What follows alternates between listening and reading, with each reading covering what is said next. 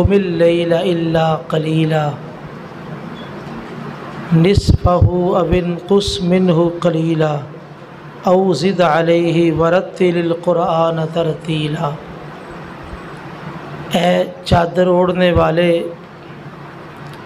रात को क़याम करें मगर थोड़ा, आधी रात क़याम कर लें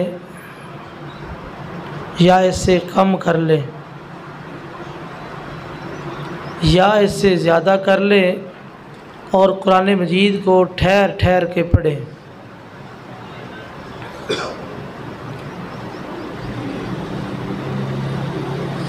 नमाज तहज्जुद के साथ ताल्लुक़ रखने वाली एक नमाज नमाज वितर है।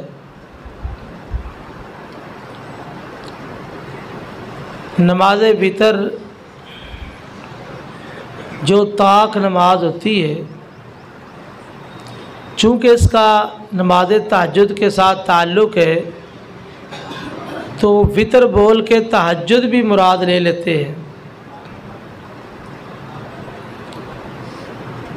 आज इसके बारे में हम कुछ मालूमात हासिल करेंगे इंशाअल्लाह। वितर के बारे में रसूलुल्लाह सल्लल्लाहु अलैहि वसल्लम का फरमान है कि वितर वाजिब है, वितर पढ़ना चाहिए, छोड़ना नहीं चाहिए। और एक हदीस में नबी करीम सल्लल्लाहु अलैहि वसल्लम ने फरमाया, अल्लाह ताला ने तुम्हारी एक नमाज के साथ मदद की है और वो नमाज तुम्हारे लिए सुर्ख ऊँटों से बेहतर है। वो नमाज नमाज वितर है। सुर्ख ऊँट अरब के अंदर सबसे पसंदीदा जानवर था। एक हदीस में ये भी आया कि आपने जनाब अली रज़ी अल्लाह ताला अन्हु को कहा, ए अली, तेरी दावत से एक बंदा भी राह रास्त पे आ गया तो तेरे लिए सुर्ख ऊँट से बेहतर है। तो यहाँ पर भी कहा कि ये नमाज सुर्ख ऊँटों से बेहतर है, तो इस नमाज की फजीलत का आप अंदाज़ा लगा लें। एक और हदीस में भी इसकी फजीलत इस तरह बयान हुई है, इन्नल्लाह वित्र युहिब्बुल वित्र, अल्लाह वितर है, ताक है, ताक को अल्लाह पसंद करते हैं। तो इससे भी ये बात मालूम हुई कि वितर अल्लाह ताला की महबूब नमाज है। वितर तहज्जुद के साथ भी पढ़ा जा सकता है, और अगर तहज्जुद नहीं पढ़नी तो आप अकेला वितर भी पढ़ सकते हैं। ये वितर फ़र्ज़ी नमाज नहीं है, ना ही आम नफली नमाज की तरह है, बल्कि इसके बारे में काफ़ी ताकीद आई है। जनाब अली रज़ी अल्लाह ताला अन्हु कहते हैं कि वितर फ़र्ज़ी नमाज़ों की तरह फ़र्ज़ तो नहीं, लेकिन रसूलुल्लाह सल्लल्लाहु अलैहि वसल्लम ने इसे मसनून करार दिया है। आपने सारी ज़िंदगी पढ़ा है और आपने सफ़र हज़र में पढ़ा है। सफ़र में भी नबी करीम सल्लल्लाहु अलैहि वसल्लम सवारी पे सवार होते हुए वितर पढ़ लेते थे, यानी आपने सफ़र हज़र में से छोड़ा नहीं है। तो ये आम नफली नमाज से बढ़कर है, लेकिन फ़र्ज से कुछ कम है।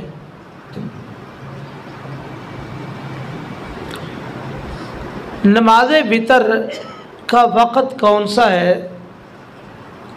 अम्मा जी आयशा रज़ी अल्लाह ताला अन्हा की रिवायत के मुताबिक नमाज इशा से लेके तुलुए फजर तक वितर का वक़्त है। तो आप पहली रात पढ़ लें, दरमियानी रात पढ़ लें आखिरी रात पढ़ ले तो ये दुरुस्त है, लेकिन आखिरी रात में वितर पढ़ना ज़्यादा अफजल है। क्यों? इसलिए कि जब रात का आखिरी सुलस, आखिरी तीसरा हिस्सा बाकी रह जाता है, अल्लाह ताला आसमान दुनिया पे नुज़ूल फरमाते हैं और ऐलान करते हल में मुस्तरज़िक़िन, हल में मुस्तशफ़िइन, है कोई रिज़्क़ मांगने वाला, है कोई शिफा मांगने वाला। तो अल्लाह ताला मुसलसल आखिरी पैर तुलुए फजर तक ये आवाज़ें लगा रहे। तो ये पैर यानी सारी रात में से अफजल तरीन है जब अल्लाह की तरफ से आवाज़ें आ रही है।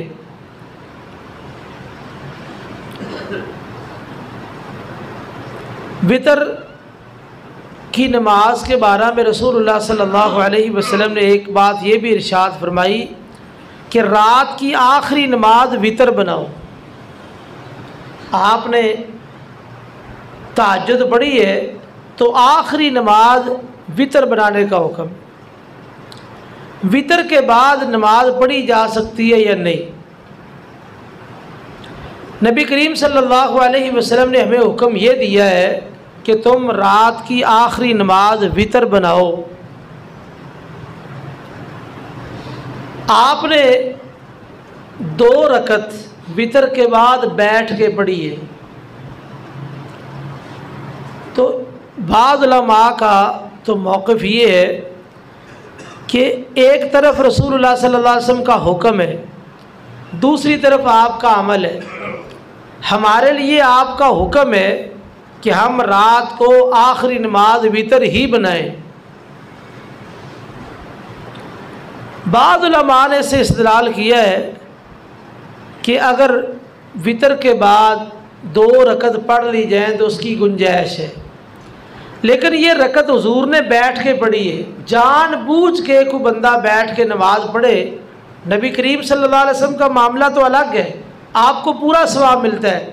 लेकिन आमी बंदा जानबूझ के ताकत होने के बावजूद बैठ के नमाज पढ़े, इस आदमी को आधा सवाब मिलेगा। खड़े होकर नमाज पढ़ने वाले को पूरा सवाब, और बैठ के नमाज पढ़ना बिला उज़र, अगर उज़र है तो फिर पूरा सवाब है, बिला उज़र आधा सवाब मिलेगा। वितर की रकात, वितर 1, 3, 5, 7, 9 ये रसूलुल्लाह सल्लल्लाहु अलैहि वसल्लम से साबित है, एक सलाम के साथ। एक वितर के बारे में सरी अहादीस मौजूद है। सही बुखारी में एक रात को नबी करीम सल्लल्लाहु अलैहि वसल्लम 2-2 रकत करके नमाज पढ़ते रहते। जब सुबह का डर लाहिक होता तो आप एक वितर पढ़ लेते, 1 रकत पढ़ लेते, उससे आपकी सारी नमाज ताक हो जाती। बात कहते हैं ये तो तहज्जुद के साथ एक वितर है, वैसे नहीं पढ़ सकते। जनाबे मुआविया रज़ियल्लाहु ताला अन्हु ने नमाज इशा पढ़ी, उसके बाद 1 वितर पढ़ा। अब्दुल्ला बिन अब्बास रज़ियल्लाहु ताला अन्हुमा का ग़ुलाम देख रहा था, उसने जाके जनाब अब्दुल्ला को बताया कि जो मुआविया रज़ियल्लाहु ताला तो 1 वितर पढ़ रहे थे। कहा कि वो फ़क़ीह आदमी है, सहाबी रसूल है, अगर वो पढ़ रहे हैं तो ठीक है। साबित हुआ कि 1 वितर भी पढ़ा जा सकता है, यह भी नबी करीम सल्लल्लाहु अलैहि वसल्लम की सुन्नत है। बाद लोगों के नज़दीक 1 वितर नमाज नहीं है, 1 वितर ये नमाज नहीं है, और उन्होंने इस पर बड़ी तगोदो की, बड़ी मेहनत की कि इस हदीस का जवाब क्या दिया जाए। अब हदीस तो होती है अमल करने के लिए, वो जवाब की तरफ चले गए। चूँकि हमारे इमाम साहब कहते हैं कि 1 वितर नमाज नहीं है, तो लिहाजा हदीस कहती है कि एक वितर नमाज है। अब इसका तोड़ कैसे किया जाए? देखो कितनी अजीब बात है कि हदीसों का तोड़ तलाश करते हैं। मौलाना अनवर शाह कश्मीरी बहुत बड़ा नाम है इल्मी हलकों के अंदर, बड़ी किताबें लिखी है। उन्होंने सही बुखारी की शरह भी लिखी है। उस शरह के अंदर जब ये हदीस आई कि अल्लाह के रसूल ने एक वितर नमाज पढ़ी है, तो यहाँ पर उन्होंने लिखा कि मैंने इस हदीस का जवाब 13 साल तक तलाश किया है। हमारा मज़हब क्या है कि एक वितर नमाज नहीं है, हदीस कहती है कि एक वितर नमाज है। मैंने 13 साल तक इसका जवाब तलाश किया भी इस हदीस का जवाब क्या दिया जाए, लेकिन नतीजा क्या निकला कि मुझे इसका कोई जवाब नहीं मिल सका। कुरान और हदीस का क्या जवाब हो? यही मौलाना अनवर शाह कश्मीरी का वाक़या बड़ा मारूफ है। मौलाना शफी उकाड़वी ने नकल किया, हिंदुस्तान में देवबंद के अंदर 3 रोज़ा सालाना कॉन्फ्रेंस होती है। मौलाना शफी उकाड़वी कहते हैं कि मैं वहाँ गया कॉन्फ्रेंस पे, ये शागिर्द थे मौलाना अनवर शाह कश्मीरी के। रात को जिस तरह हमारे यहाँ सारी रात प्रोग्राम होते, इस तरह नहीं होते थे पहले। रात को 1-2 बयान हो गया, उसके बाद आराम, बाकी दिन को प्रोग्राम होता रहता। कहते रात आराम करने के लिए मुझे मौका मिला उस्ताद मोहतरम मौलाना अनवर शाह कश्मीरी के कमरे में, यानी हम एक ही कमरे में दोनों सोए हुए थे। पिछली रात मौलाना अनवर शाह कश्मीरी बेदार हुए, बेदार होके उन्होंने वज़ू किया, नमाज शुरू कर दी।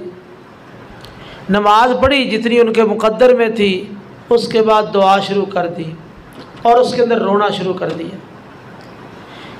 इतना रोए, कहते हैं कि मैं तो उनका रोना सुन के उकता गया और परेशान हो गया, अभी उस्ताद मोहतरम इतना क्यों रो रहे हैं। मैं बेदार हुआ, खैर मैंने दरख्वास्त की, उस्ताद जी आप इतना क्यों रो रहे हैं? आपने सारी ज़िंदगी हदीस पढ़ाई है, दुनिया के अंदर आपके शागिर्द फैले हुए हैं, तो आप इतना रो रहे हैं, क्या वजह है? फरमाने लगे मैंने ज़िंदगी बर्बाद कर ली है, मैंने ज़िंदगी बर्बाद कर ली है। उस्ताद जी आपने इतनी हदीस की खिदमत की है, इतने आपके शागिर्द हैं, बर्बाद कैसे कर ली है? कहा मैंने बर्बाद कर ली है, सारी ज़िंदगी में इमाम अबू हनीफा रहमहुल्लाह से दिफा करता रहा। इमाम साहब ने ये बात कही है तो ये बात उनकी सही है, उनका दिफा करता रहा, हालांकि वो मेरे दिफा के मोहताज नहीं है। ज़्यादा से ज़्यादा हम ये कह सकते हैं कि हनफी मसलक का हक पर होने का इम्कान है, मुमकिन है ये हक हो, यकीन के साथ नहीं कह सकते। अब इस वाक़े से ये बात मालूम हुई कि अनवर शाह कश्मीरी ख़ुद एतराफ़ कर रहे हैं कि मैंने सारी ज़िंदगी इमाम अबू हनीफा रहमहुल्लाह का दिफा की है, जबकि एक सही मुसलमान की सोच और फ़िक्र और अमल ये होना चाहिए कि वो कुरान और हदीस का दिफा करे। लेकिन ये तकलीद के करिश्मे हैं कि सारी ज़िंदगी इस मसले पे गुजर गई कि बाबा जी अबू हनीफा रहमहुल्लाह पर जो लोगों ने एतराज़ किए उनका जवाब दिया जाए, कुरान और हदीस का दिफा नहीं किया। और ये बड़े बड़े लोगों ने बातें लिखी है। मुल्ला अली कारी का एक बहुत बड़ा नाम है हनफी उलमा के अंदर, सही बुखारी की शरह लिखी है, इसके अलावा दीगर किताबें लिखी है। उन्होंने मिशकात शरीफ की भी शरह लिखी है मिरकात के नाम से। इसके मुकदमे में एक बात लिखी है, कहते हैं कि मैं ये किताब इसलिए लिख रहा हूँ, हदीस की शरह मिरकात, मैं ये किताब इसलिए लिख रहा हूँ ताकि जो इमाम अबू हनीफा रहमहुल्लाह पर एतराज़ हुए हैं उनका जवाब दे सको। हमारा नुक्ता नज़र ये है, हम एक सतर लिखें, सफ़ा लिखें, किताब लिखें, तो मकसद ये है दीन का दिफा किया जाए, दीन की इशाअत की जाए, कुरान और हदीस की इशाअत की जाए। लेकिन तकलीद के करिश्मे ये है कि बाबा जी अबू हनीफा का दिफा किया जा रहा है, हालांकि वो दिफा के मोहताज नहीं है। देखो जितना इल्म उनके पास था उसके मुताबिक उन्होंने बयान कर दिया। अब जो बाबा जी के पास इल्म नहीं है या वो बयान नहीं कर सके, तो अब कुरान और हदीस की बात को ठुकरा देना और उनकी बात को तरजीह देना कितनी फजूल बात है। शेखुल हिंद मौलाना महमूद अल हसन ने, बहुत बड़ा नाम है देवबंदी उलमा में, इन्होंने जामे तिरमिज़ी के ऊपर तकरीर लिखी है। उसमें ये बात लिखी है, एक मसला चल निकला ख़ियार मजलिस का। ख़ियार मजलिस किसे कहते हैं? दो आदमी ख़रीदो फरोख्त करें किसी भी चीज़ की, जब तक ये मजलिस कायम है आप चीज़ वापस कर सकते हैं। हदीस के मुताबिक आप चीज़ वापस कर सकते हैं। मिसाल के तौर पे दो साथी है, मोबाइल का सौदा कर लिया, अब मोबाइल की बात मुकम्मल हो गई, आगे इन्होंने घड़ी का सौदा कर लिया, घड़ी की बात मुकम्मल हो गई, आगे इन्होंने कलम का सौदा कर लिया। लेकिन ये दोनों अपनी जगह पे खड़े हैं।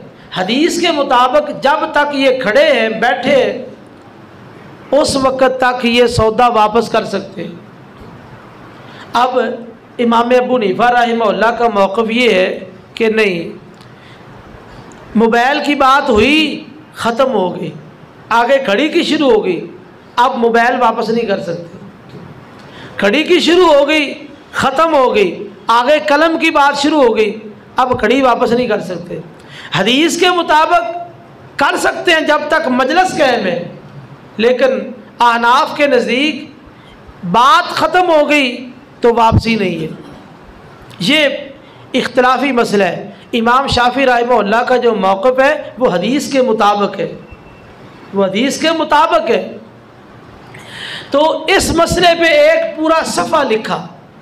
सफ़ा लिखने के बाद उन्होंने एक नतीजा लिखा, काला अल हक़्क़ु वल इंसाफ, हक़ और इंसाफ की ये बात है, हक़ और इंसाफ की ये बात है।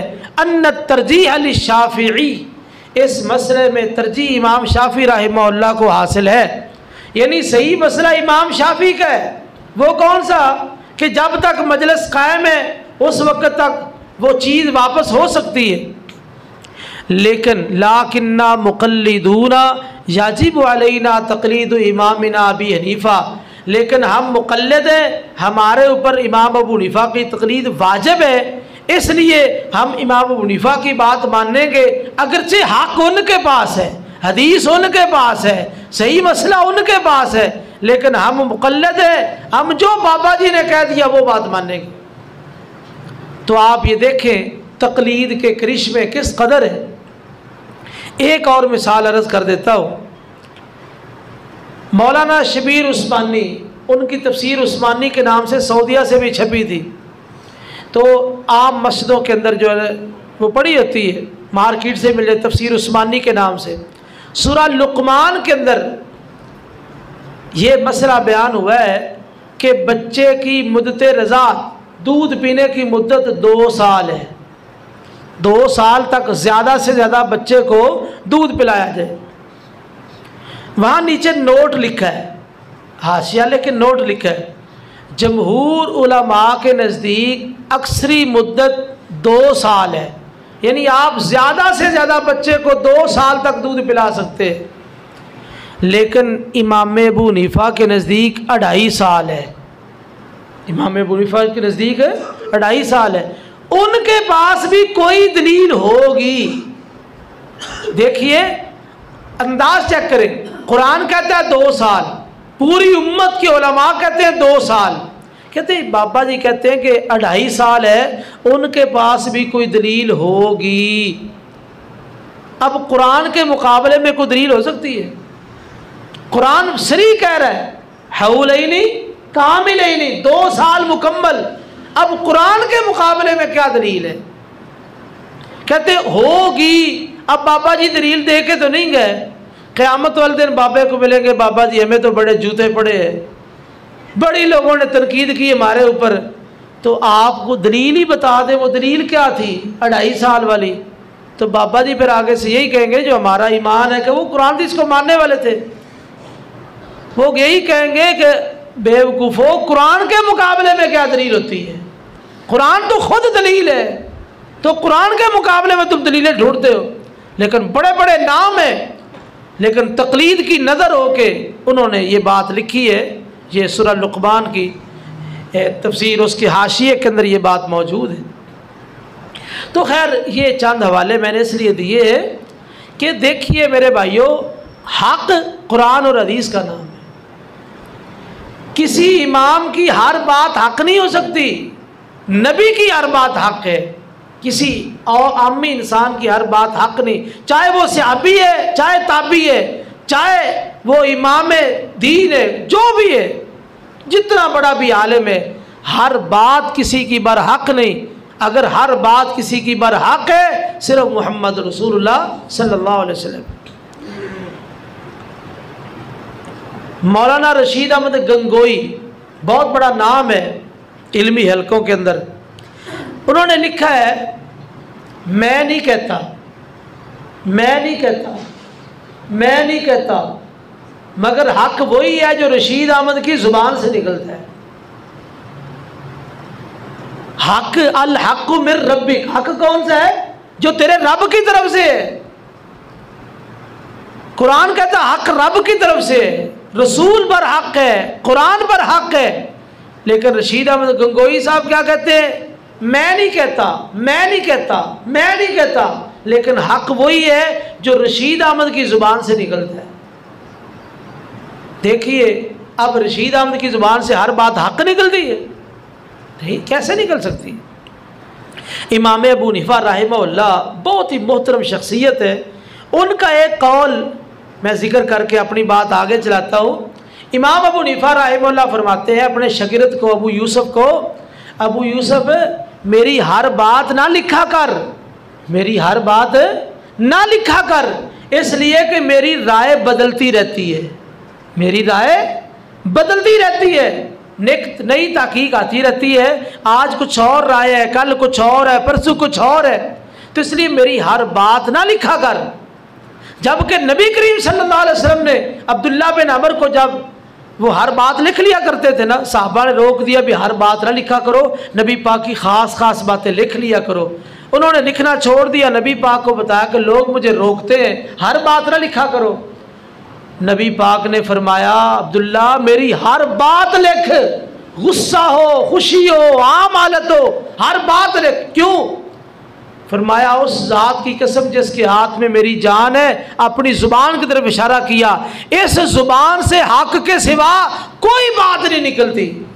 यानी नबी का यह दर्जा है कि नबी की ज़ुबान से हक़ निकलेगा, किसी और की ज़ुबान से हर बात हक़ नहीं हो सकती। लेकिन रशीद अहमद गंगोई साहब क्या कहते हैं कि हक़ वही है जो रशीद अहमद की ज़ुबान से निकल रहा है। तो मेरे भाइयों, ये चंद चीज़ें आपके सामने रखी है बताने के लिए कुरान और हदीस की इत्तिबा और चीज़ है, तकलीद और चीज़ है।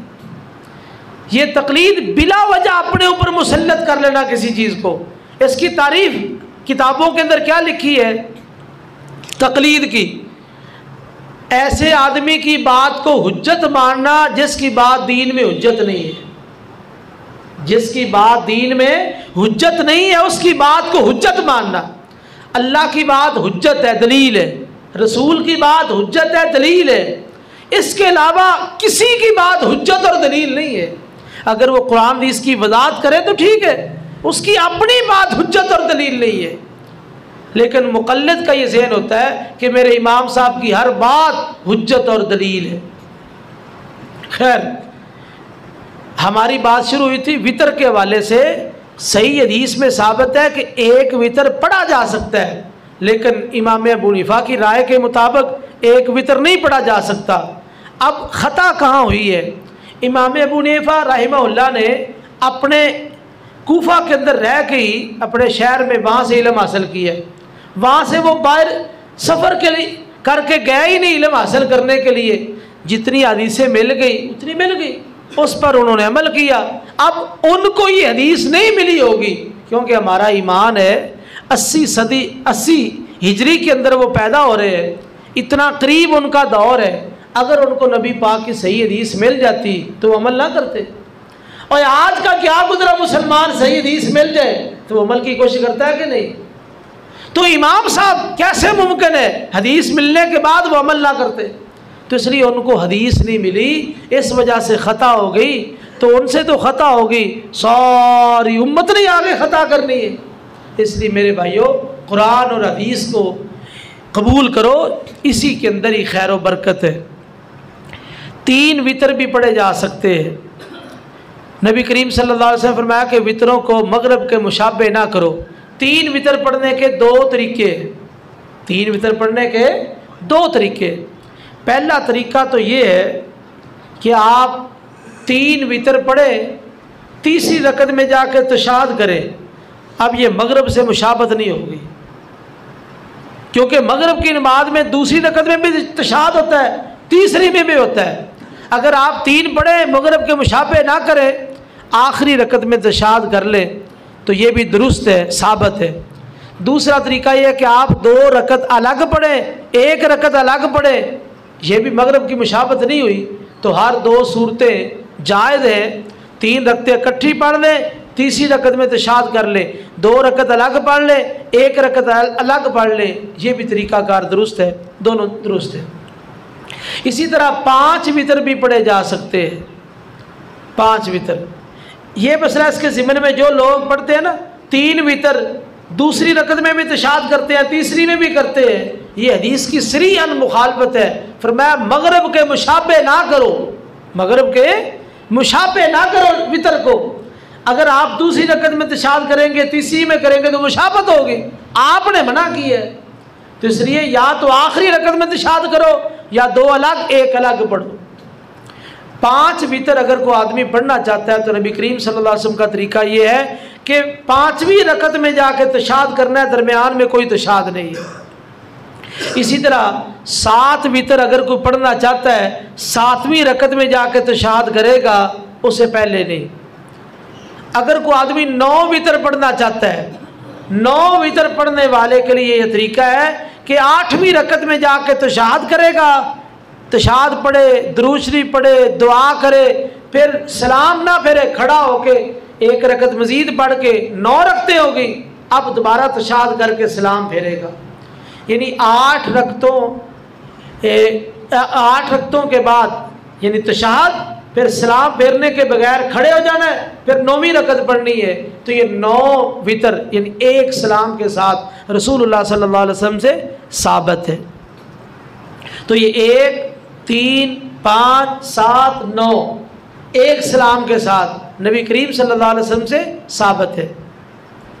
अगला मसला कि अगर वितर रह जाए तो क्या करें? अगर वितर रह जाए किसी बंदे का तो इसकी कदाई कैसे है? अगर कोई आदमी तहज्जुद नहीं पढ़ना चाहता या नहीं उठ सकता, उसके लिए मसला यह है कि वो नमाज इशा के बाद सुनते पढ़ने के बाद वितर पढ़ लें। जनाब अबू हुरैरा रज़ियल्लाहु अन्हु को नबी पाक ने कहा था ना कि आप रात को वितर पढ़ लिया करें। ये असल में तालिब इल्म थे, तो तालिब इल्म को आपको पता ही है कि उन्होंने सारा दिन मसरूफ़ रहना होता है, तो कुछ मुशक्क़त भी हो जाती। तो आपने कहा रात को वितर पढ़ लिया कर। अगर एक आदमी रात वितर नहीं पढ़ा, सुबह पढ़ूंगा, सुबह जाग ही नहीं आई, अजान हो गई, अजान हो गई। अब अजान के बाद भी वितर पढ़ा जा सकता है, फ़र्ज़ी नमाज से पहले पहले तक वितर पढ़ा जा सकता है। हत्ता कि आपने सुनते पढ़ लिए, वितर बाद में याद आया, आप उसी वक्त यानी फ़र्ज़ी नमाज से पहले पहले वितर पढ़ ले।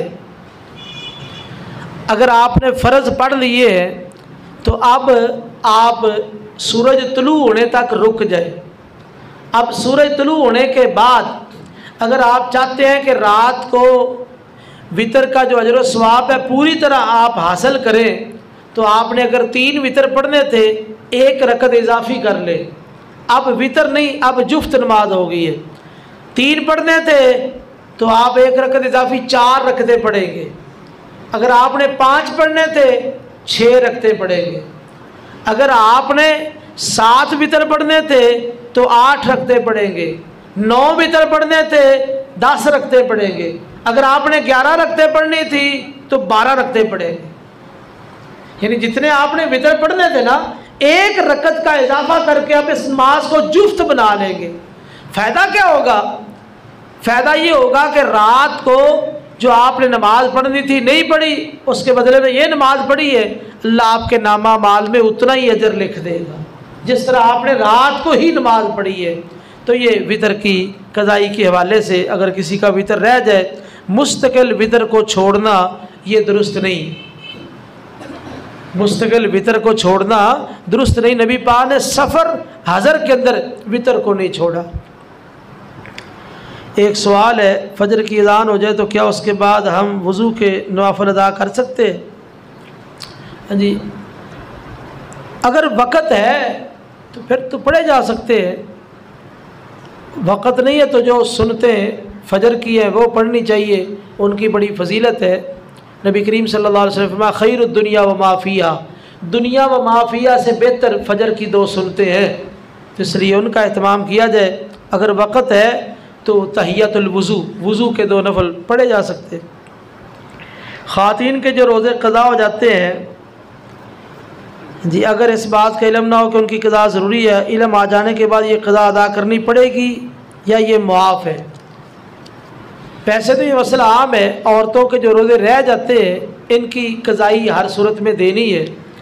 अगर वाक़अतन कोई ऐसी औरत है उसको अंदाज़ा ही नहीं रह गया कि कितने साल हो गया कि मैंने रोज़े नहीं रखे, तो अगर मुमकिन है तो वो क़ज़ाई दे ले, नहीं तो फिर इसका हल ये है कि वो एक मुनासिब अंदाज़े के साथ रोज़ेदारों को रोज़ा रखवा भी दे और इसी तरह इफ्तारी भी करवा दे। तो ये भी एक तरीका है। तो अगर थोड़े रोज़े हैं तो फिर औरत को चाहिए कि वो ख़ुद रोज़े रख ले ताकि वो क़ज़ाई पूरी हो जाए। तो ये आज की हमारी मजलिस नमाज वितर के वाले से, वितर की दुआ क़ुनूत वितर जिसे कहते हैं वो रह गई है। अल्लाहुम्मा हदीनी फ़ीमन हदैत व आफ़िनी फ़ीमन आफ़ैत व तवल्लनी फ़ीमन तवल्लैत व बारिक ली फ़ीमा अअतैत व क़िनी शर्र मा क़ज़ैत फ़इन्नका तक़दी व ला युक़ज़ा अलैक इन्नहु ला यज़िल्लु मन वालैत व ला यअज़्ज़ु मन आदैत तबारकत रब्बना व तआलैत। बाज़ सलफ़ से ये साबित है, वो आखिर में दरूद भी पढ़ते थे, वसल्लल्लाहु अलन नबी, ये दरूद भी पढ़ते थे। और वैसे भी दुआ के अंदर दरूद होना चाहिए। जिस दुआ में दरूद नहीं है वो दुआ लटकी रहती है, तो इसलिए वसल्लल्लाहु अलन नबी ये कलिमा भी पढ़ना चाहिए। ये क़ुनूत वितर कब पढ़नी है? नबी करीम सल्लल्लाहु अलैहि वसल्लम रुकू से पहले, यानी सूरा इखलास मुकम्मल करने के बाद रुकू से पहले आपने क़ुनूत वितर पढ़नी है। रुकू के बाद बाद सहाबा से साबित है, उन्होंने क़ुनूत नाज़िला पे क़यास किया है, लेकिन नबी करीम सल्लल्लाहु अलैहि वसल्लम से रुकू से पहले ही क़ुनूत वितर साबित है। अफजल तरीका ये है कि रुकू से पहले ही पढ़ी जाए। अगर कोई बाद में पढ़ लेता है तो गुंजाइश है, इसलिए कि बात सहाबा से साबित है। अल्लाह से दुआ कि अल्लाह ताला दीन को समझने की और अमल की तौफीक नसीब फरमाए।